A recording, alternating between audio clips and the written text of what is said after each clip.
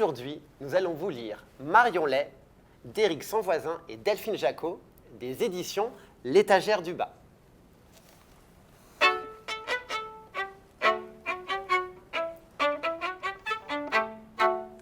Il était une fois. Je déteste les histoires qui commencent par « il était une fois ». J'en ai marre des contes de fées. Mais non, pas du tout. En plus, le personnage principal de ce livre est une carotte. N'importe quoi. Je déteste les livres de cuisine. Il était une fois un lapin. Pas classique pour un sou. Coquet, élégant, chic, il aimait s'habiller de couleurs vives et ne voulait ressembler à personne. Mélanger les pois et les rayures ne lui faisait pas peur. C'est des bêtises tout ça. Un lapin, ça ne porte pas de vêtements. Oui, tu as raison. Dans la vie, un lapin, ça va cul nu. Mais là, nous sommes dans une histoire. Alors tout est possible. Il avait la réputation d'être le lapin le plus séduisant du jardin. Mais n'ayant jamais trouvé de lapine à son goût, il était toujours célibataire. Son rêve le plus cher était de se marier. Le jour où les lapins se marieront, les poules auront des dents. Et les coqs seront roses. Pourquoi tu dis ça? Je sais pas, ça m'est venu comme ça. Il était une autre fois une carotte. Une carotte qui avait le moral dans les chaussettes. Tout l'effrayait. Elle avait souvent l'impression que quelqu'un la suivait. Quand elle apercevait son ombre, elle sursautait. Et la nuit, elle faisait des cauchemars épouvantables. Un lapin la grignotait. Quelle froussarde cette carotte! Bon, elle a quand même raison de se méfier des lapins. Des lapins, oui, mais pas de son ombre. Cette carotte vivait seule dans une vieille souche munie d'une sortie de secours. Si la moindre oreille de lapin était en vue, elle pouvait toujours s'éclipser par derrière. On ne sait jamais. Ça court vite une carotte? Bon, une carotte de course peut-être, mais là je crois que nous avons affaire à une carotte ordinaire. Dommage. Un jour, ce qui devait arriver, arriva. La carotte rencontra notre lapin. Lui, coquet, élégant, chic. Elle, verte de peur, couverte de sueur, mal au cœur. Ne me craignez pas, madame, je suis végétarien. La carotte fit un malaise et tomba dans les pommes. Elle est plutôt tombée sur un pépin. Mais c'est quoi un lapin végétarien? C'est un lapin qui ne mange pas de viande, de carottes. Le lapin était catastrophé. Oh là là, qu'ai-je fait? À cause de moi, cette pauvre carotte a connu la peur de sa vie. Oh, comment l'aider? Oh, comment la rassurer? Comme elle est belle, comme elle est douce. On dirait une princesse. C'est n'importe quoi. Et tu as raison, hein. Un lapin qui tombe amoureux d'une carotte, ça n'existe pas.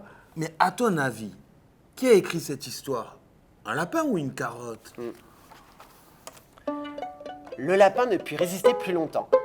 Il déposa un baiser sous les lèvres de la carotte qui ouvrit les yeux. « Je suis amoureux de vous !» La carotte n'en crut pas un mot, elle hurla et détala. Bien joué la carotte. Oh, elle est futée cette carotte. Tu crois qu'elle a une cervelle? Laisse-moi le temps d'y réfléchir. Le lapin voulut la rattraper. Il était désespéré. « Je ne peux pas vivre sans vous !» La carotte imaginait les dents du lapin qui poussaient. Elle courut comme un lièvre. Le lapin eut bientôt un point de côté. Il s'arrêta, lessivé. Lessivé.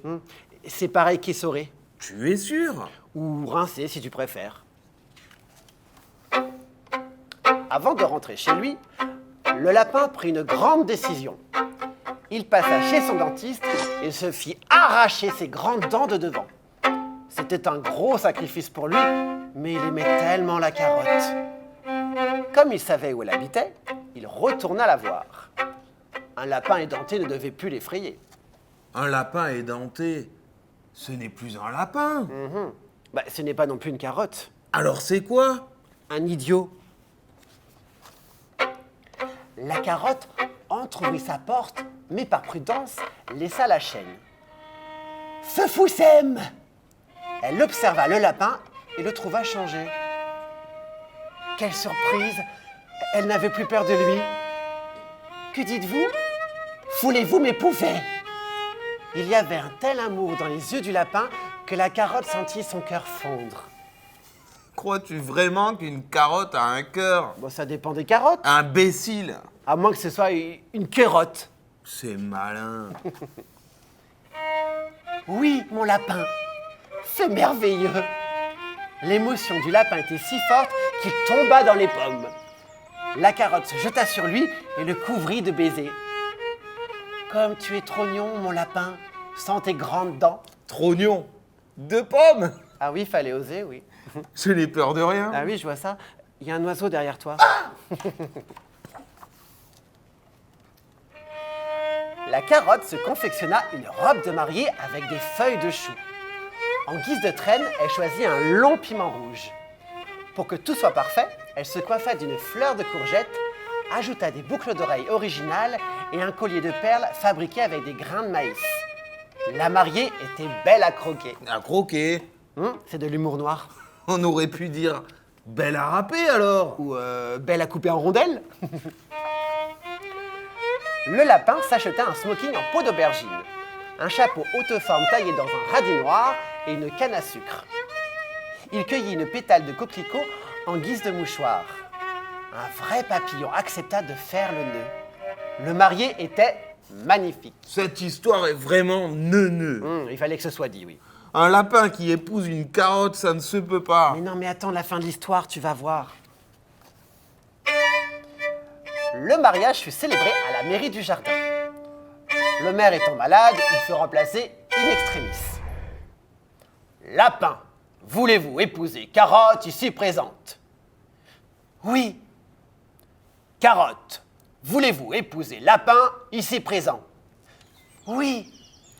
Je vous marie pour le meilleur. C'est pas drôle, il n'y a pas de surprise. Mais attends. Mais quoi? La chute. Le lapin va tomber. Et pour le pire. Est-ce que tu sais ce que le renard leur a dit avant de les préparer? Non, raconte. Il leur a dit: je vais vous installer dans le même plat. Pour rien au monde, je n'aurais voulu vous séparer. Oh, je suis trop bon avec vous. C'est plutôt culotté. Le renard aiguisa son grand couteau au-dessus des deux amoureux qui se regardaient avec désespoir. Les carottes sont cuites. Quelle triste fin pour une si belle histoire d'amour. Mais non, au contraire, elle ne finira jamais. Comme Roméo et Juliette. Juliette était donc une carotte? Au moment où le renard s'apprêtait à avaler la carotte, le lapin jaillit du plat, saisit son amoureuse et sauta par la fenêtre ouverte. Je n'aimerais pas être à la place du renard. Pourquoi? Parce qu'il vient de se faire poser un lapin. Oh, pff. Le lapin et la carotte disparurent à l'horizon. Ah, si seulement Roméo avait été un lapin. Ah ouais. Fin. Oh non, Qu'y a-t-il encore? je déteste le mot fin. Mais toutes les histoires ont une fin. Mais c'est pas une raison. Moi, je voulais savoir à quoi allaient ressembler les enfants du lapin et de la carotte. Marion Lay est à retrouver dans toutes les bibliothèques et médiathèques de la ville de Paris. Si vous souhaitez découvrir d'autres histoires de la collection 2 yeux 10 doigts, rendez-vous sur la chaîne YouTube des bibliothèques de Paris. À bientôt!